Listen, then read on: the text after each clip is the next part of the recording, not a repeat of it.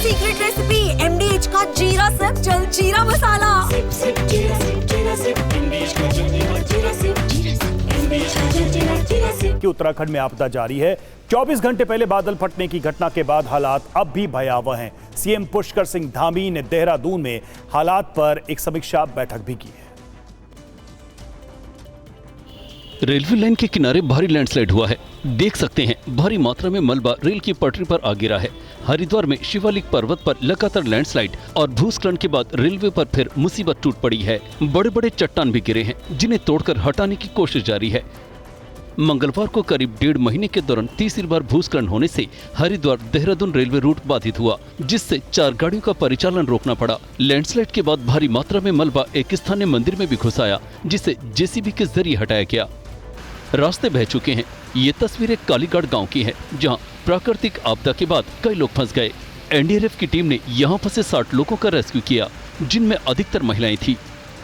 भयंकर ये मंजर देहरादून में बादल फटने की घटना के बाद NH 72 पर बना ये पुल बीच से टूट गया है, जिसके बाद देखिए ट्रैक्टर लगाकर गाड़ियों की आवाजाही बंद कर दी गई है। ये पुल देहरादून को हिमाचल और पोंटा साहिब को जोड़ता है। वाहनों को शिमला बाईपास से डाइवर्ट किया गया है। साथ ही कई इलाकों में अभी बिजली और मोबाइल कनेक्टिविटी ठप है, जिसे ठीक करने की कोशिश की जा रही है।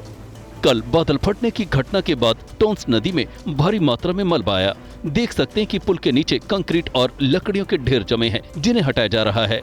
आपदा प्रभावित गांव के लोग अब भी डरे सहमे हैं। देख सकते हैं कि मौसम का मिजाज बिगड़ा हुआ है। लोग भयानक मंजर के बाद दहशत में हैं। सीएम पुष्कर सिंह धामी ने सरकारी अधिकारियों के साथ सहस्त्रधारा, मालदेवता और देहरादून समेत अन्य क्षेत्रों में नुकसान का आकलन किया।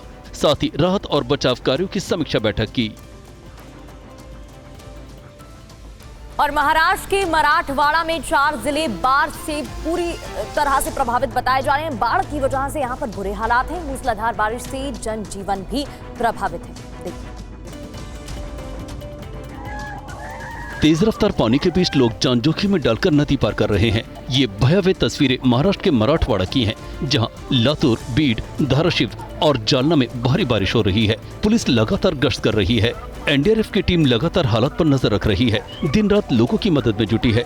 लोगों के हाथ पकड़कर एनडीआरएफ की टीम रास्ता पार करा रही है। बावजूद इसके लोग नहीं मान रहे। देखिए इन दोनों मोटरसाइकिल सवारों को, दोनों किस तरह संकट मोल ले रहे हैं।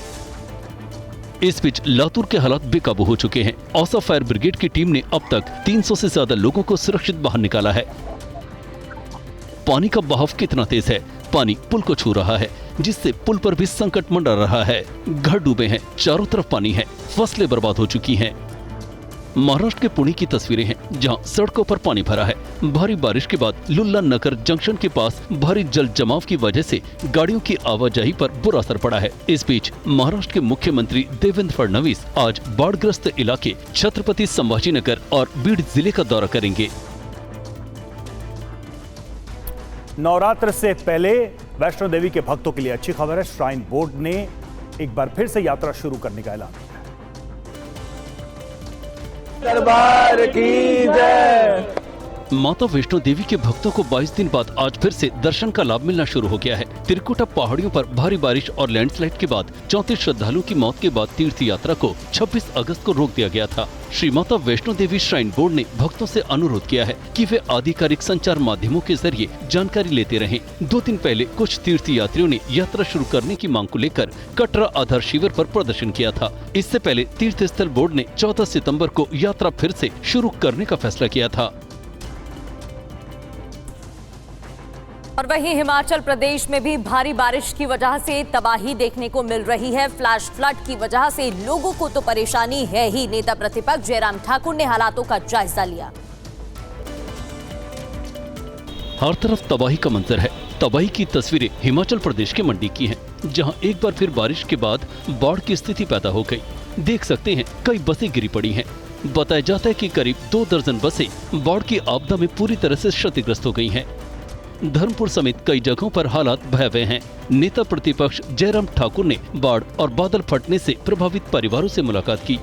तो हमारे धर्मपुर के इलाके में यहाँ जहाँ हमारे धर्मपुर का जो बाजार है, बस स्टैंड है और बस स्टैंड के साथ सारी जो मार्केट है, यहाँ की लोकेलिटी है, उसको बहुत बुरी तरह से क्षति हुई है, बहुत बड़ा नुकसान हुआ है। चंदन नगर के निहारी क्षेत्र में 3 लोगों की मौत की खबर है, जबकि किन्नौर में 2 लोग लापता बताए जा रहे हैं। कांगड़ा में 13 परिवार राहत शिविर में रह रहे हैं। हिमाचल प्रदेश के मुख्यमंत्री सुखविंदर सिंह सुक्खू ने आपदा के लिए जलवायु परिवर्तन को जिम्मेदार ठहराया है।